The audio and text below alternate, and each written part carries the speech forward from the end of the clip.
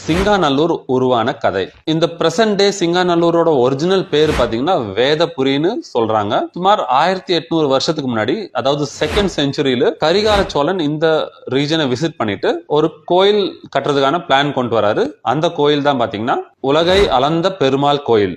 இந்த கோயிலோட கன்ஸ்ட்ரக்ஷன் முடிஞ்சதுக்கு அப்புறம் இந்த கோயில் சுத்தி இருக்கிற லேண்டை வந்து கோயிலுக்கே தானமா கொடுக்குறாரு. அவரு கொடுத்ததுக்கு அப்புறம் அந்த ஏரியாவுக்கு ஒரு பேர் வைக்கிறாரு. கரிகால சோழனோட அம்மா பேர் பாத்தீங்கன்னா சிங்காரம்மாள்.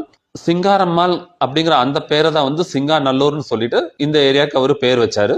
ஆல்மோஸ்ட் அதே பீரியட்ல தான் பேரூர் கோயிலும் கட்டியிருக்காங்க. அதை கட்டினதும் பாத்தீங்கன்னா கரிகால சோழன் தான். சோ இதுல ஒரு இன்ட்ரெஸ்டிங்கான விஷயம் என்னன்னா, நம்ம எல்லாத்துக்கும் தெரியும் சோழ மன்னர்கள் வந்து சிவனை கும்பிட்டாங்கன்னு சொல்லிட்டு. பட் இங்க பாத்தீங்கன்னா சிவன் கோயிலும் கட்டியிருக்காரு, விஷ்ணு கோயிலும் கட்டியிருக்காரு. ரெண்டும் பாத்தீங்கன்னா கோயம்புத்தூர்ல. கரிகால சோழன் கட்டின இந்த 2 கோயிலும் பாத்தீங்கன்னா ஒரு கோயம்புத்தூருக்கே பெருமை கொடுக்குது. ஏன்னா வந்து இந்த சோழ மன்னர்களோட ஹிஸ்டரியே வந்து இது ரீரைட் பண்ணுது. தேங்க்யூ.